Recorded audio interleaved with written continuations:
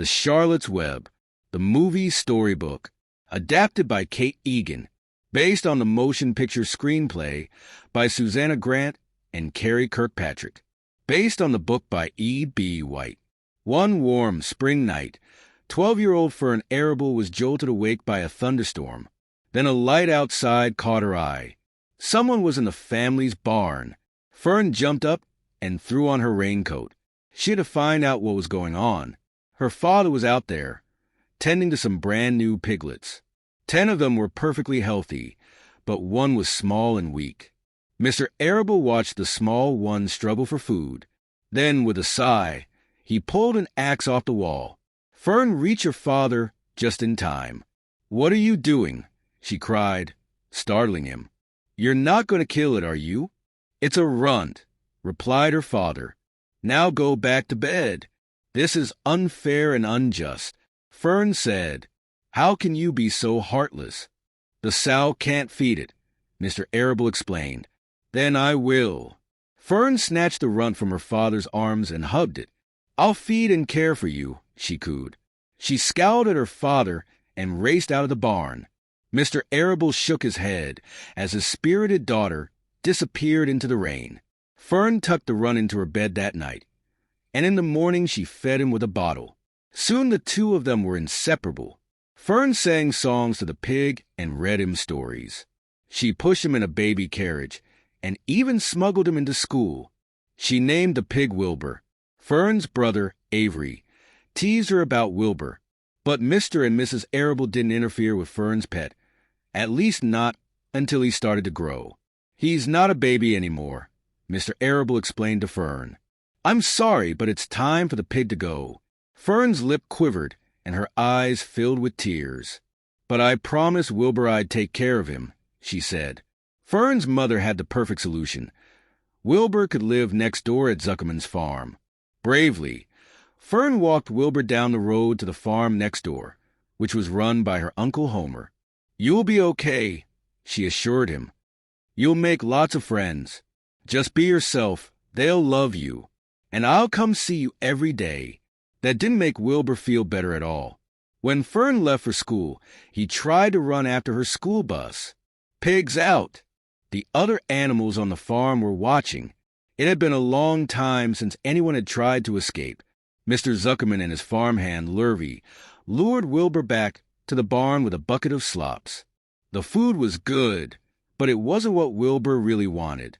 More than anything, he wished that the other animals would talk to him.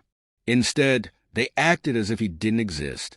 There was a horse, Ike, who ignored Wilbur completely. There were 2 cows who were always laughing at the jokes they told each other. Wilbur could only tell them apart by looking at the tufts of hair on their heads.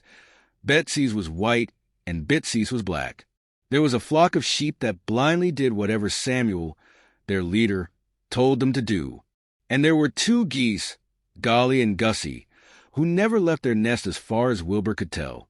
When it rained, Wilbur raced out into the open pen outside the barn. He jumped in the air and crash-landed in the mud. "It really is a lot more fun when you do it with someone," Wilbur told the other animals. But nobody wanted to play. Finally, the geese took pity on him. They filled him in about life on the farm, but they didn't make it sound as great as Fern had. "Ike's breath could peel paint," confided Golly. "Oh, and the sheep are idiots." "Mindless," agreed Gussie. "They drive us crazy. They'd follow a leaf off a cliff if it led them there. And those cows, all they do is gossip. But you're all friends, right?" asked Wilbur, confused. Golly nodded. "Oh, sure," he said. "Been here together our whole lives." Wilbur didn't think that just living in the same place was enough to make someone your friend. Not the kind of friend he wanted, anyway. But he didn't dare to argue with the geese. He was too desperate for some company. Wilbur surprised a rat near his trough one day, sneaking away with the best pieces of Wilbur's lunch. "Hey, you want to play?" asked Wilbur. It was worth a try. The rat blinked for a second, then said, "For so many reasons, no. See, I don't play." He ticked off the things he did do on his fingers. I gnaw, I spy, I eat, I hide. Me in a nutshell. He started shoving rotten food into a hole under Wilbur's trough. Couldn't you just stay and chat? Wilbur tried. Chat, the rat repeated. Gnaw, spy, eat, hide. He reviewed. Nope. Chat ain't on the list. The rat's name was Templeton. He talked a lot, but he wasn't exactly friendly. He was only interested in food, especially if it was Wilbur's. Fern came to visit whenever she could, but Wilbur was still lonely. Before he went to sleep, he shouted out good night to each of the other animals, hoping that somebody would respond. They had to hear him, Wilbur figured, but nobody ever bothered to say good night back. Until one night a voice said, "Please tell me you won't be doing that all night." "I'm trying to concentrate." Wilbur wanted to talk, but the voice said, "Go to sleep. We'll chat tomorrow." Wilbur couldn't wait until sunrise. As soon as a sliver of light appeared above the horizon, he called out, "Would the party who addressed me last night kindly make herself known?" The same voice said, "SSSSHHH. Pipe down, and I'll come out." Wilbur couldn't see the creature until it came down on a silky thread and dangled in front of his nose. It was a big gray spider. The spider cried, "Salutations." Wilbur stammered, "Oh, okay, I'll leave." Then the spider interrupted. "No, Wilbur," she explained. "Salutations is just a fancy way of saying hello." The spider's name was Charlotte, and like Wilbur, she wasn't very popular around the barn. When Betsy spotted Charlotte, she shuddered. "Ew, wish she'd go back in. They eat their young, you know," Betsy added. "Ate spindly legs," Gussie chimed in, "and fangs." "Ugh, spider," shrieked Ike. "Get it away from me. Get away." The horse was terrified, and all the animals kept their distance. For some reason, though, she didn't bother. He thought Charlotte seemed pretty nice. Wilbur could talk to Charlotte about anything. Their conversations lasted for hours. And that spring, she helped him see farm life through new eyes. It wasn't boring or lonely at all. In fact, magical things happened all the time. The days grew warm and long, and new life was everywhere a growing pig could look. When Gussie's eggs hatched, Wilbur could hardly believe his eyes. Then school let out for summer, and Fern was there to share it all with him. Wilbur felt happy. One night, though, Fern's brother Avery spotted Charlotte and tried to catch her. Wilbur tripped him just as he was about to take Charlotte away in a jar. Avery's foot landed in the middle of Templeton's lair, right where the rat had stored his prized possession, a rotten egg. When Avery crushed it, the smell was horrendous. All of the animals complained, except Charlotte. She was just grateful to Wilbur for stopping Avery before it was too late. "Ironic, isn't it?" Templeton asked Charlotte. "He's saving you, and they're saving him for Christmas." "What's Christmas?" asked Wilbur. "The day you'll be cured," Templeton said. "But I'm not sick," Wilbur replied. Templeton met his eyes evenly. "Oh, I didn't say you were sick," he said, waiting for the other animals to explain. It's a sad statement when the rat's the most honest guy in the place. It was up to Charlotte to tell Wilbur the terrible truth. Spring pigs were often killed before the year was out, their meat smoked into hams and bacon. Wilbur was devastated. "It isn't fair," he cried. "I love it here. I want to live here forever. I want to see the snow." Templeton sneered, but Charlotte made Wilbur a promise. "Whether anyone else sees it or not, you are a breath of fresh air in this dingy place, and I will not let them kill you. I'm going to save your life," she announced. "How on earth can you possibly do that?" asked Wilbur.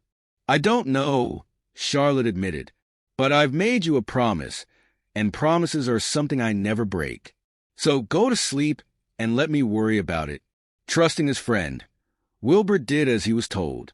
While the other animals slept that night, Charlotte hatched her plan and worked alone.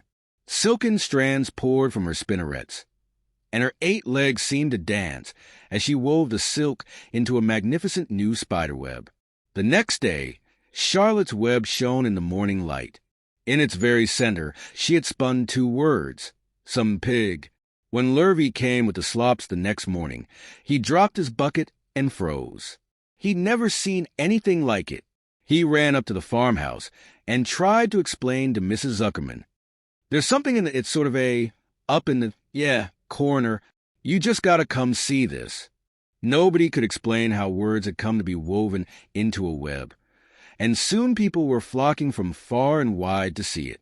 Charlotte's words made Wilbur stand a little taller. Suddenly he had some new respect around the barn. The only problem was that people forgot about it all too quickly. And if Wilbur had any hope of surviving till Christmas, Charlotte would need to keep reminding everyone that he was special. So Charlotte called a meeting of the animals. Nobody liked taking orders from a spider, but Charlotte said, "Wilbur's life is in danger, and what happens to one of us affects us all. The humans could decide to send any one of them off to the smokehouse after Wilbur. The only way to keep it from happening was to stick together." Charlotte was looking for another word to weave into her web, and it had to be just right. Nobody had any good ideas until Gussie stuttered. "How about terrific, terrific, terrific?" The spider could only fit one terrific into her web, but otherwise it was perfect.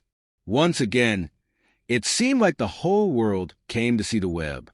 They came with pencils and cameras, ready to record every bit of news from Zuckerman's farm. Wilbur stood proudly under the web as people snapped his picture. The other animals were proud of him, too. "This is nice, gotta admit," said Golly, observing Wilbur. "He looks good, bless his heart," Bitsy agreed. "I must say, he looks quite smart," Samuel said. "Impressive, even." Mr. Zuckerman sold berries and corn to all the visitors. He promised Wilbur a nice new bed of clean straw, too. After all, business on the farm was booming. People were saying that the webs were a miracle. Nobody could believe that a spider had made them on her own. Mrs. Arable even wondered if Fern had anything to do with it. She was starting to wish her daughter wouldn't spend quite so much time with the animals. Fern and the animals were hoping that the webs had changed things for Wilbur, but even they couldn't stop the momentum on the farm as summer gave way to fall. Mr. Zuckerman was busy getting ready for the cold winter ahead, and one day, Wilbur and Fern overheard him talking to Lurvy about repairing the smokehouse. In spite of everything Charlotte had done, he still wanted ham for the holidays. When the animals met again, Wilbur was discouraged. Charlotte was looking for words again, and Wilbur didn't have any suggestions. The only words he had for Charlotte were silly ones, like smiley and pinkish. Finally, Charlotte interrupted him. "Words of power, Wilbur," she said. "They must be chosen carefully if you want them to be effective." She wasn't discouraged at all, and she hadn't given up on saving Wilbur. All of the farm animals were pulling for Wilbur by now. All. That is, except one. "That rat is always circling, dragging in trash with writing on it," Gussie pointed out. Plenty of words there. Templeton hated the idea. "No way," he insisted. "Nothing doing. I ain't breaking my back to try and save some pig. No matter how terrific you think the little lunch meat is." He changed his mind, though, when Charlotte reminded him that there'd be no more tasty treats with Wilbur gone. Suddenly, Templeton was willing to pitch in. He rummaged in a pile of newspapers and brought back a tattered magazine cover for Charlotte. And Templeton's trash gave her inspiration. Nobody knew it yet, but Charlotte was growing old. Weaving webs had once been easy for her, but that night she labored heavily over each letter. By the time she was done, the spider was exhausted and out of breath. Still, Charlotte was sure she had done her best work this time. On a crisp autumn morning, her new web read radiant, just like the happy pig lying beneath it. Charlotte's new web reminded Mr. Zuckerman of something, and an idea that Fern had planted in his mind finally bore fruit. Addressing a crowd of onlookers, Mr. Zuckerman said, "Folks, I want to thank you all for coming. The web says it better than I ever could. He's some terrific, radiant pig, all right. Which is why I've decided to take Wilbur to the county fair." Mr. Zuckerman hadn't been to the fair in years, but if his miracle pig brought home a blue ribbon, Well, maybe he'd spare him from the smokehouse. Did you hear that? Gussie cried. He saved, saved, saved. We did it. The animals were proud of themselves and of their good friends Charlotte and Wilbur. They felt certain that Mr. Zuckerman would never kill a pig who'd won a blue ribbon at the fair. It seemed like a long time since Wilbur had been brand new in the barn. Now the humans were helping him as much as the animals were. Lurvy gave him extra slops to fatten him up, and Mrs. Zuckerman gave him a buttermilk bath. Everybody wanted Wilbur to get first prize. He still wasn't totally confident, though. Have you ever been to a fair? Wilbur asked Charlotte nervously. No, said the spider. You'll have to tell me all about it when you come back. Wilbur was confused. What do you mean? He asked. You'll be there, won't you? I'm afraid not, Charlotte replied. I have work to do, work that has nothing to do with you, work I must do alone. But I can't go without you, Wilbur stammered. You'll be fine without me, Wilbur. I wouldn't send you out there alone if I had any doubts, said Charlotte soothingly. Wilbur had no choice but to trust her. He knew Charlotte would never let him down. There was only one problem. Just before Wilbur left, Charlotte discovered that Mr. Zuckerman would treat Wilbur just like any other pig if he failed to win. Her friend would be gone long before the first snow fell, and she wouldn't have lived up to her promise. Summoning up her strength, Charlotte scuttled into Wilbur's crate so she could stay by his side. Templeton, she called, I'll need you to go with me. We'll have to find another word, a really good one. Sorry, lady, said the rat. No can do. Comes a time when the rat's gotta ask himself, what's in it for the rat? Charlotte wasn't in the mood to argue, and luckily she didn't have to. The other animals knew how to convince him. Once they'd been afraid of Charlotte, but now they were on her side. Working for Wilbur had brought them all together. I've been to the fair, said Betsy. Greasy bits of food all over the place, Bitsy added. It's a mess, Gussie said. Popcorn, moldy cheese, half-eaten sandwiches, and sticky candy apples. Templeton didn't need to hear another word. He dove into the crate just as Lurvy shut the door. The fair was like nothing the animals had ever seen before. On an ordinary patch of farmland, a bustling village had sprung up for the week, filled with throngs of happy people and lit with sparkling lights.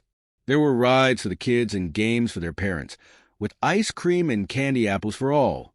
Cheerful music floated over to the barn as Wilbur watched the passers-by. His friends thought he had a good chance of winning. He was big and strong now, plus he was famous, too. But Wilbur knew there was a huge pig named Uncle in the pen next to his, bigger and stronger than he could ever be. He wasn't sure he could measure up to Uncle, and he knew what would happen if he didn't. To make matters worse, Wilbur could see Fern in the distance, on the Ferris wheel with a boy. He remembered that Fern's mother wanted her to play with kids her own age, and maybe she was right. Fern didn't need to be hanging around with animals all the time. She'd stayed by his side as long as he needed her, but now Wilbur had other friends he could lean on. Still, he would always be grateful to her. Fern had saved his life when it had hardly begun. Thankfully, though, he still had Charlotte by his side. Templeton had searched all day for a new word. Wilbur asked, "Is it a good one?" Charlotte murmured, "It's better than good. It's perfect." Charlotte soothed him with a lullaby, and soon Wilbur was sound asleep. His life was in her hands. In the morning, a splendid new web was stretched above him. This one said humble. Wilbur wasn't sure if he liked it. "Is it the right word?" he asked Charlotte. "Is it true? Because I don't really feel I deserve any of the things you've written about me." Smiling, Charlotte reassured him. "Then it is the perfect word," she said. After he thanked her, Wilbur noticed Charlotte was sitting on something round and white. It looked like it was made of spun sugar. This was Charlotte's other project, which she proudly called her magnum opus, her great work. The sack was full of her eggs. In the spring, she told him 514 baby spiders would hatch. Wilbur couldn't wait to meet them. But first he had to face some bad news. As soon as the fair opened for the day, a blue ribbon appeared on Uncle's pen. The judging had happened before anyone had seen the web. And so, for the first time, Charlotte's words had failed to work their magic. Wilbur wouldn't be leaving the fair with a prize after all. He'd go home to Zuckerman's farm, but not for much longer. It was almost more than he or anyone else could bear. Fern started to cry. "We gave it our best shot, huh?" said Mr. Zuckerman, fighting back tears. "Go get the truck," he told Lurvy. "Let's bring him home." But just as the Zuckermans and the Arables were ready to leave, the fairgoers spotted the miraculous web. And soon the fair officials realized that they had more than one prize pig on their hands this year. Later that day, the fair officials awarded Mr. Zuckerman and Wilbur a special prize. "A check for $100, said the announcer, "and this handsome medal, a token of our amazement and our appreciation." The medal was heavy around Wilbur's neck, but nothing could weigh him down now. He would return to the barn to see many more springs and summers, falls and winters, all thanks to Charlotte. Wilbur had everything he had ever wanted: good friends, a happy home, and a long life stretching out before him. "Won't it be great to be back home again?" Wilbur asked Charlotte, rejoicing. He couldn't wait to tell the other animals what had happened. After all, it was their victory, too. But suddenly Charlotte's voice was small and weak. "I won't be going back to the barn, Wilbur," she said. "I'm languishing." Since Charlotte loved big words, Wilbur didn't understand her at first. But Charlotte was dying. She couldn't even climb back into the crate. "You can't die," Wilbur cried. "Not now. Not here." After all she had done for him, he would stop at nothing for her. But there was nothing to be done. "I can die, and I will," insisted Charlotte. She had taught Wilbur so much about the world. But this was her most difficult lesson of all: the natural cycle of life. She would go, but Wilbur would be left to carry her memory and all she had taught him in his heart. I just can't imagine living without you," Wilbur stuttered. "Isn't there anything I can do for you?" The spider smiled. "Oh, Wilbur," she whispered, "don't you know you already have? You made me your friend, and in doing so, you made a spider beautiful to everyone in that barn. My webs were no miracle. I was only describing what I saw. The miracle is you." Soon the Zuckerman's truck was rumbling, and it was time for Wilbur to leave. Somehow, he had convinced Templeton to detach Charlotte's egg sack. The rat dropped it to him, and Wilbur carried it back to his crate as carefully as he could. Then Lurvy lifted the crate into the truck, and it pulled away from the barn. Charlotte said, "Goodbye, my sweet Wilbur," and Wilbur watched her, crying, until the truck turned a corner and the fairgrounds were out of sight. He couldn't speak with the egg sack in his mouth, but he let out the saddest squeal of his life, knowing he wouldn't see Charlotte again. Wilbur's life would feel empty without his friend. He owed her everything he had. Wilbur returned to the farm with his shiny new medal around his neck. The other animals were ready to celebrate, but they could tell at once that something was wrong. Wilbur glanced at the tattered remains of Charlotte's last web and dropped his head in sorrow. When the animals followed his eyes, they understood what had happened. Together with Wilbur, they bowed their heads in sorrow. That Christmas, the spring pig saw his first snowfall. He even caught a snowflake on his tongue. It was another miracle of Charlotte's making. Wilbur was full of joy, but also full of purpose. He was preparing to care for Charlotte's 514 children, just as she had cared for him. And now finally, as true friends and family, so would all the other animals in the barn. Wilbur and the other animals took turns sitting with Charlotte's egg sack, and then one day in spring, it burst wide open. Wilbur was delighted with the baby spiders, until they lined up on a fence and began to fly away. "Goodbye! Goodbye!" they called out, one by one. Wilbur was very sad. It was part of the natural way of spiders, as Charlotte might have said, but he was bitterly disappointed. He had wanted to tell the babies all about their extraordinary mother. He had wanted to pass on Charlotte's love to them. He felt like he was losing his best friend all over again. Then, for From the top of the doorway where Charlotte used to live, 3 small voices said, "Salutations." To Wilbur's relief, a few of the spiders would stay. This was your mother's hallowed doorway, he told Charlotte's daughters. She was loyal, brilliant, beautiful, and she was my friend. I will treasure her memory forever. So to you, her daughters, I pledge my friendship forever. A spring pig, a runt no less, surrounded by friends, was welcoming his second spring, and all because he saw what no one else was able to see, the grace and beauty and remarkable talent of a common gray spider. It is not often that someone comes along who is a true friend and a good writer. Charlotte was both. The end.